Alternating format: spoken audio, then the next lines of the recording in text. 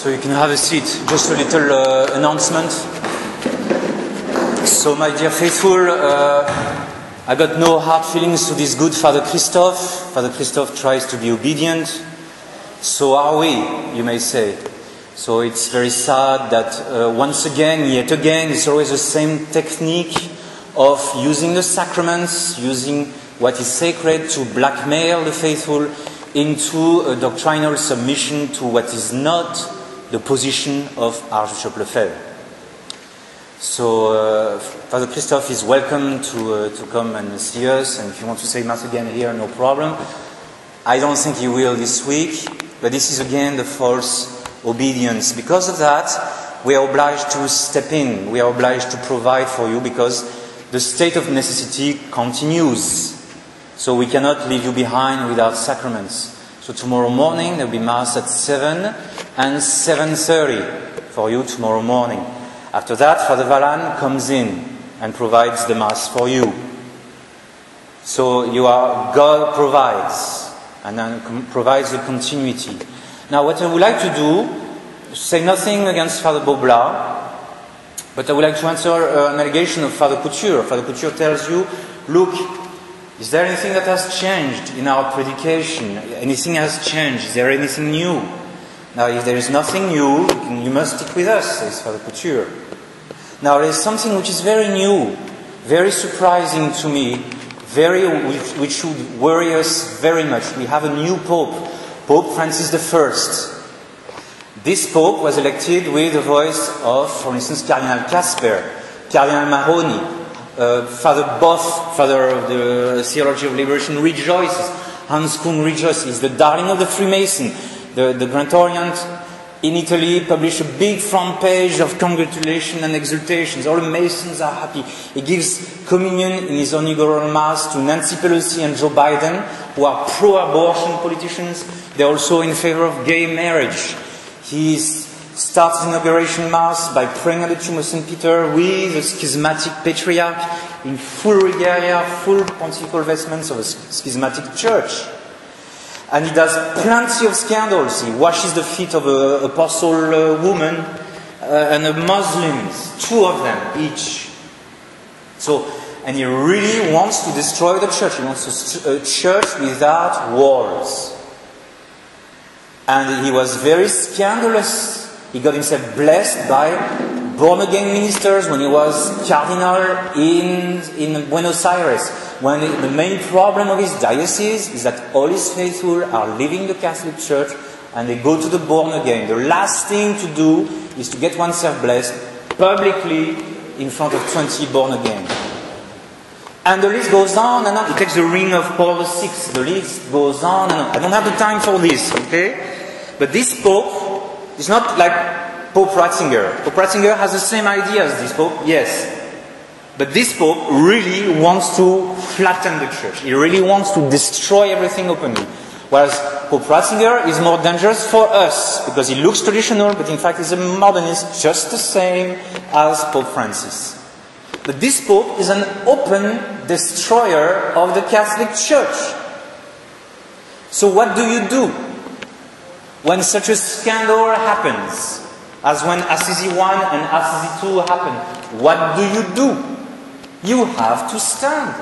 You have to denounce. Archbishop Lefebvre was extremely angry. He had a just anger when they flouted the First Amendment publicly in Assisi I and Assisi II. He was right to be angry. It's normal. It's Catholic. Doesn't mean that we don't love the Muslims and the Buddhists. No, and the Hindus. We love them. But we don't love their religion. What can we do?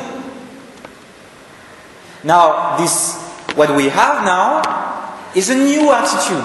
I've been checking for 1 month, ditchi.org, sshi.com, sspx.org, La Porte Latine. I've been checking all those websites of the Society of St. Pius X.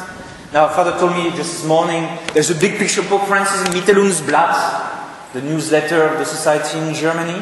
They endorse this Pope and they refuse absolutely to tell you what's happening. To tell you that this Pope is really bad. He's a liquidator of the Catholic Church. He's a Jesuit. We know the Novus Ordo Jesuits are the worst.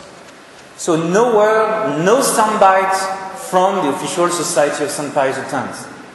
Now, I'm not asking you to do what we did last year. We went to the archives, the previous quote of Bishop Felley, or the actual quotes of Bishop Felley of 2012 and 2013. He says we cannot ask them to condemn Vatican II. We cannot ask them to renounce the new Mass. That's mid-February of this year. Now, you know all this, but this is even more simple for you to understand. The change in the Society of St. Pius X. There is a refusal to look at the reality of what's happening in the Catholic Church. They refuse to see. In the past, you had special priests devoted for that purpose. My own spiritual director, Father François Pivert, his job was to read La Documentation Catholique. Another priest was reading L'Osservatore Romano. But he was peering through La Documentation Catholique, which is a newsletter in French about the speeches and the doctrinal orientation of the papacy. His job was to find the poison, then he reports to the superior of district, who puts it in the priest bulletin, and also in the Fidelitaire, the newsletter of the society. That was the old policy of the Society of St. Pius X. That you had priests watching the situation and informing you, because you need to be informed of what's happening in the Catholic Church. It's not enough if you just have a priest who looks very holy on the altar and he's not telling you that the ship is sinking. That's not enough. So this is a major change. I just mentioned today this one change. There's plenty of other changes. So that's my basic answer to Father Couture. You know, my dear Father Couture, you know about the rest. You know the quotes of Bishop Felley and all that. You know. But this is a new point that has just emerged again. That is your silence. All of you superiors of the society, your silence is guilty. It's gravely culpable silence that echoes the silence of Bishop Felley about Assisi III. In March 2011, I asked Bishop Felley, he was visiting us in Iloilo in the Philippines, "My Lord, are you going to denounce Assisi III? The way Archbishop Lefebvre denounced Assisi I." And Bishop Felley answered me, "No." And he was angry, "No, because we are in talks with Rome." Now, are we in talks with Rome now? Well, normally not. Officially, we are not in talks with Rome. So let us admit, the talks would prevent us somewhat. The talks are off, and they are silent. So whether the talks are on, whether the talks are off, officially or unofficially, whatever, they are not going to say what needs to be said about the state of the papacy today. This is not Archbishop Lefebvre. This is not the Operation Rescue of the Catholic Church. It's another society of St. Pius X. And this is not me calculating. Go on vici.org, go on sspcx.com, go on those websites and see that there is nothing. There is nothing. I checked it when I was in Kuala Lumpur airport yesterday, or 2 days ago. I checked it. I had plenty of time to waste. So I went on those websites. There is nothing. It's a new society. They are not fighting the Novus Ordo any longer. And this is not what is going to save you. Because if now they are not antagonizing the Novus Ordo anymore, they are beginning to agree with them. Hence, the document that you must read, all of you, is the Doctrinal Declaration of Bishop Felley of April 15th. That shows you everything. Their silence of today confirms the contents of this doctrinal, that this declaration was not withdrawn by Bishop Felley. Because that's the next thing that Father Couture is going to tell you. He withdrew it. No, he did not withdraw it in substance. He withdrew it because he was dividing us, so-called. He never put into question the substance of this new orientation. And he allows liberalism to spread within the society, and we have plenty of cases of liberal priests in the society that are beginning to be in favor of Vatican II and the new Mass. Or, be downtoning. It's not the case of Father Christophe. That's why I don't want to antagonize Father Christophe. It is his wrong decision to leave this place. It's a wrong decision. But I still believe that Father Christophe is against Vatican II and the new Mass.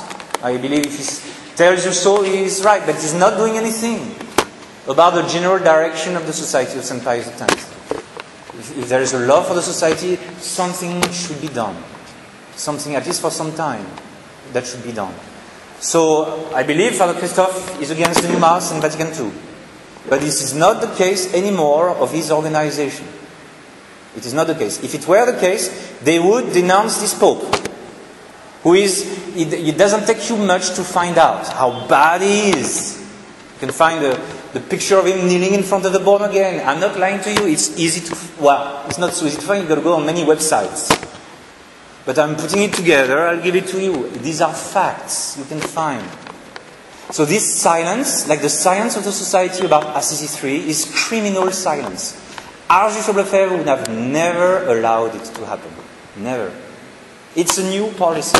There is no question about it. It is their policy. They can't deny it because this is what they do right now.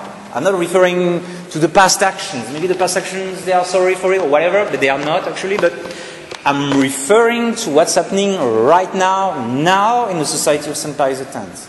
And part of this game is the blackmailing through sacraments. The blackmailing of withdrawing the Mass to you, which is not what should take place, which is not the way of our Lord Jesus Christ. Because we are, if we are against Vatican II and if we are against the new Mass, then we are not that criminal anyways. And we are just quoting Bishop Pelé. We are just stating what's happening. They can't deny what's happening now. They can't deny it. What we give you are the quotes of Bishop Pelé. Nothing else. We are not inventing those things. Those things fell upon us. We were doing our job everywhere we went. We obeyed faithfully. But we cannot obey to this silence. We cannot obey to this change of tack in doctrine, which is very clear. So this is what you need to tell to Father Couture. Father Couture, no. The society is different. The proof is right there, with the way you refuse to inform us about Pope Francis. That's very clear. Clear as this Tamil Nadu blazing skies. So that's why these are enough evidence and these are enough misdemeanor, uncharitable misdemeanor, because it's not only a breach against the truth that we see, but we see also a breach against the virtue of charity. Because of this breach of the virtue of charity, Father Vallan is stepping in. He's stepping in. And we hope and pray that this good Father Christophe, in due time, realizes the same. The grace is not given to us at the same time. All I ask Father Christophe is not to agree with me right now about the course of action. No. All I ask Father Christophe is to still be against the new Mass and against Vatican II. And in due time, he will see the grace, he will have the grace to see that the best way to do it is to expose Bishop Pelé. Is to, without any personal hatred to Bishop Pelé. I mean, there is no hard feelings to Father Couture either. But why do they need to be so ticked, so upset? Why do they need to? I don't see the need. If they are so sure of themselves, there is no need to come down so heavily on the Indian congregation. All right? So that's all I've got to say. Father Christophe, if you wish to say some words, you are most welcome to say some words. And you're always welcome to visit us, I think, yes? Next Sunday, 11:30 Mass here. So I give you my blessing then. You can kneel down. Benedictio Dei omnipotentis, Patris et Filii et Spiritus Sancti, descendat super vos et maniat semper. Amen. If you wish to say something? No? Okay, all right. Okay, no pushing.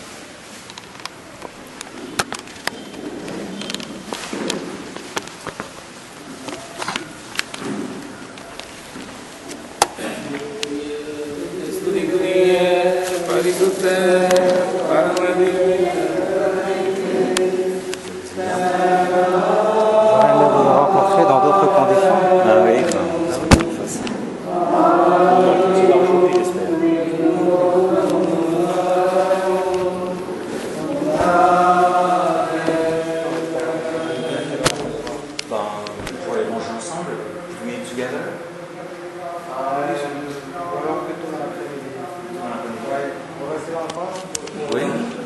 about this evening? This evening? I prefer it.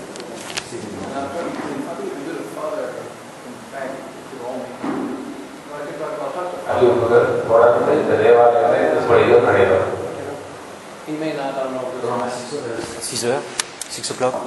maybe I have to meet with, yeah, I got to meet with Paul's. What about 7? 7? Okay. Passer l'appartement? D'accord, oui. On vient vous chercher à On va l'appartement. manger ensemble, d'accord? D'accord, oui. Voilà. Then we can go to the Royal Meridian. Le méridien. Il faudra que ça parle un peu français. Oui.